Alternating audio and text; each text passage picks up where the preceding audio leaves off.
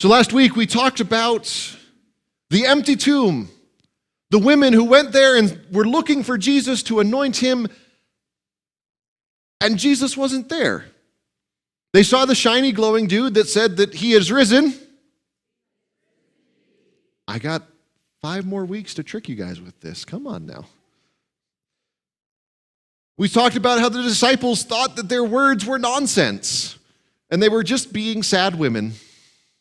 And then Peter ran to the tomb to check it out for himself, and he too didn't see Jesus' body. Today, we're continuing to hear how Jesus' disciples react to, well, Jesus being dead, because they're still really kind of hazy on the whole being resurrected thing right now. So the scene we have starts with 2 of Jesus' disciples, presumably heading home.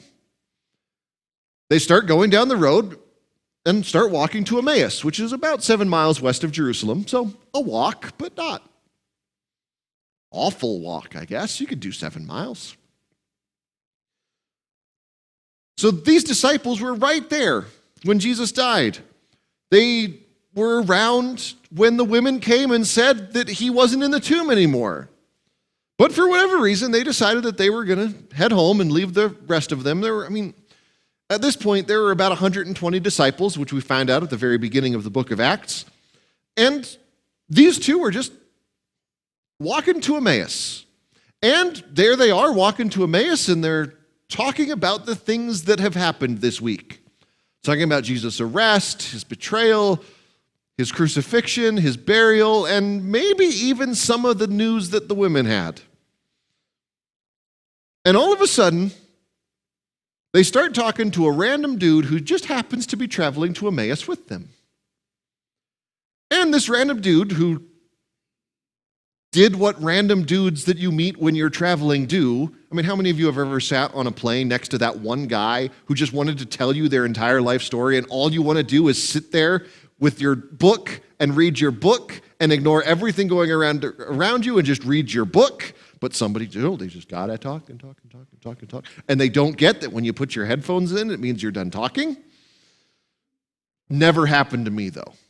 Never. Never experienced that firsthand. But you know that guy, right? So this random guy that's walking with the 2 disciples becomes that guy. And he says, "Hey, what you talking about?" And they said, "Where have you been? Have you been living under a rock for the past 3 days?" And the random guy goes, "Actually, yes, I have." So these 2 disciples, they start telling this random guy about what's happened to Jesus, that he was a prophet, he taught and did amazing things, and then the chief priests and our leaders had him killed, and we were kind of hoping he was going to save us all, but guess that's not going to happen now. But this morning, our women told us some really strange news that his body wasn't in the tomb, and an angel told them that he was risen again, and then some of our other buddies went to check it out, and he wasn't there, and now we don't really know what to do. And then the random guy just goes, oh, you precious snowflakes.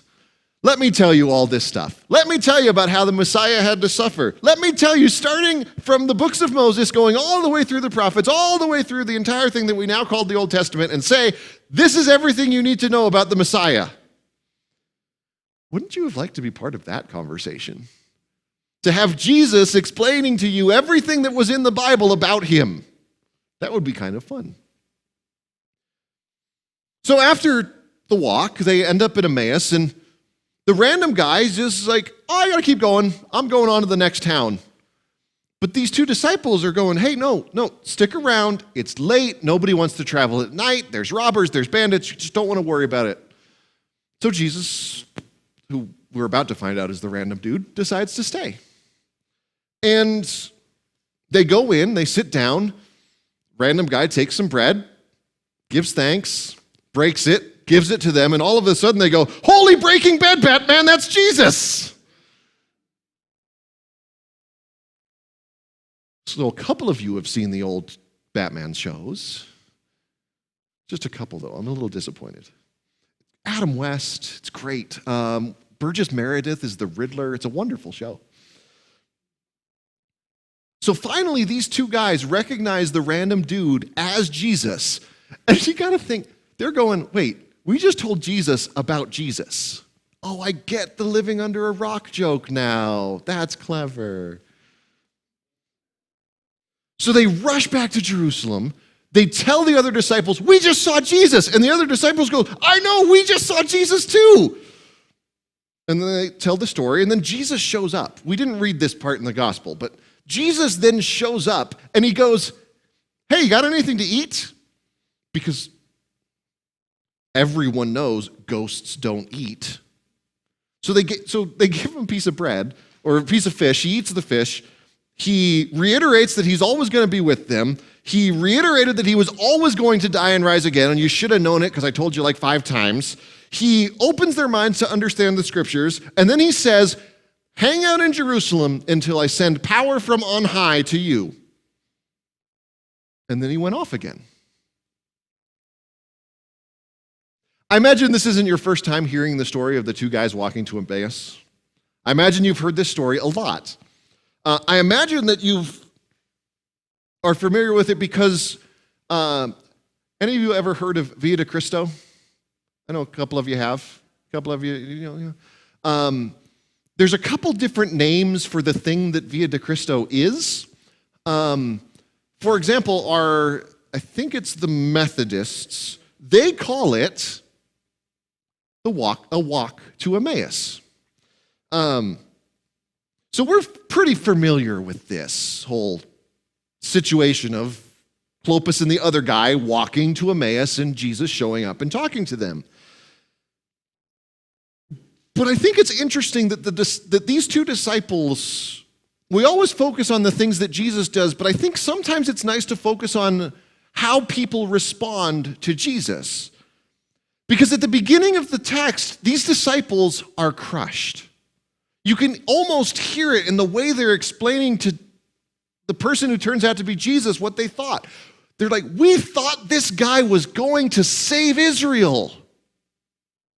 They had put all of their hope in him, but then he died. Everything that they thought was going to happen was gone. And so they were mourning more than just the death of their friend, but they were mourning everything that they had hoped for the future. And they were trying to just now start 3 days later to get on with their lives. And how often do we find ourselves feeling like that? We feel like there's so many things that affect us that make it seem like there is no hope. Sickness, death, divorce, loss of friendships, loss of jobs, getting an F on a test in school. There are so many things that can make us feel like there is nothing more to do. Because the things that we hoped for didn't work out. Just like these disciples, they hoped that Jesus would save them. But then he was dead. But then Jesus showed up. When Jesus showed up for these 2 disciples, they were so excited that they forgot their own advice.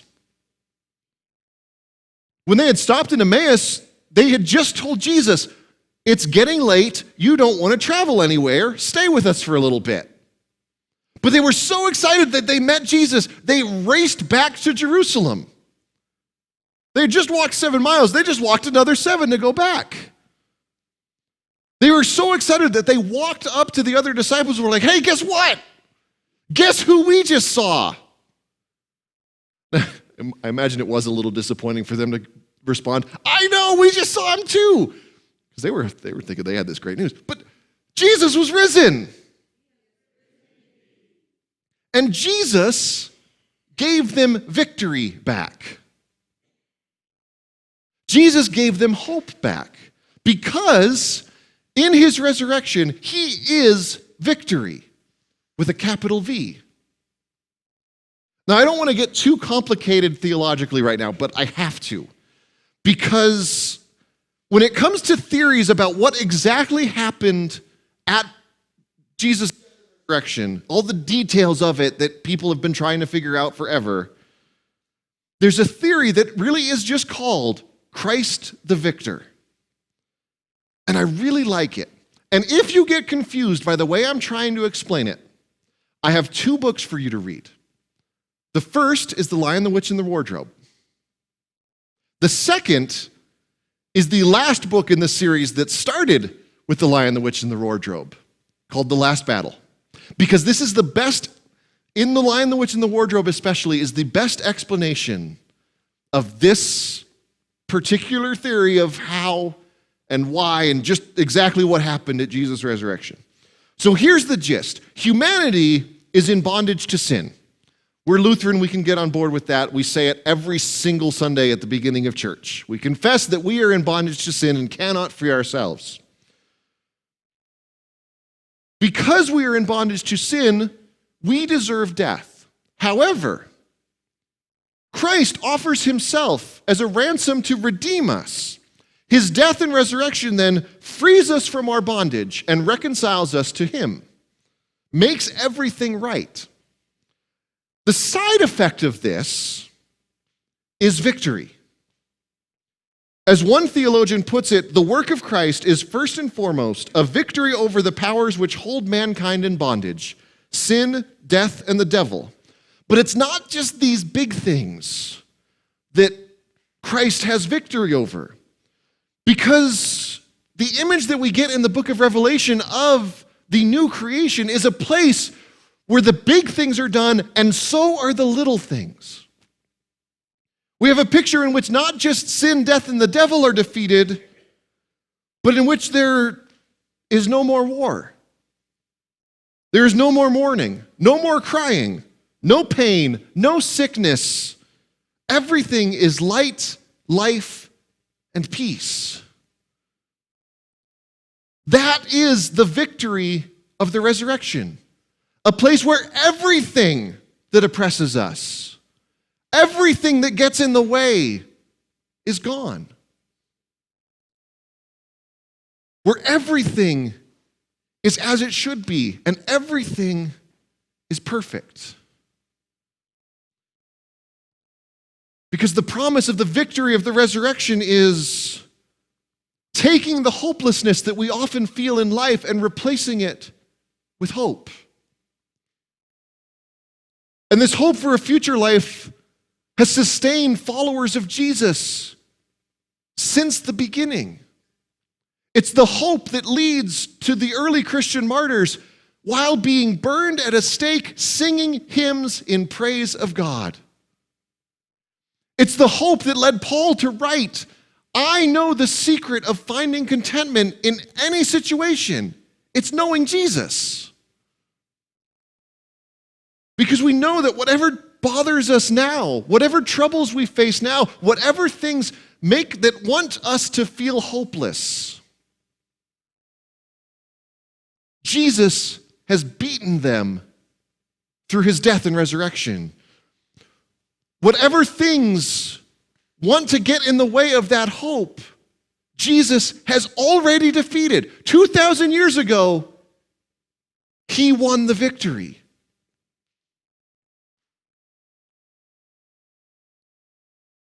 That is our hope. It's what we can cling to because we have this promise that because Jesus died and rose again, when we die, we too will rise again. We have this promise even now that when sin tries to get its hold on us again, all we do is confess. And we're forgiven. Why? Because Jesus is victory. Because through the cross, sin has no power, death has no power. Nothing has power over us anymore except the one who saved us. So when we feel hopeless, when we feel the stresses of this life, look towards the empty cross. Look in the empty tomb. And remember that Jesus has already defeated those powers over us and gives us victory through his death and resurrection.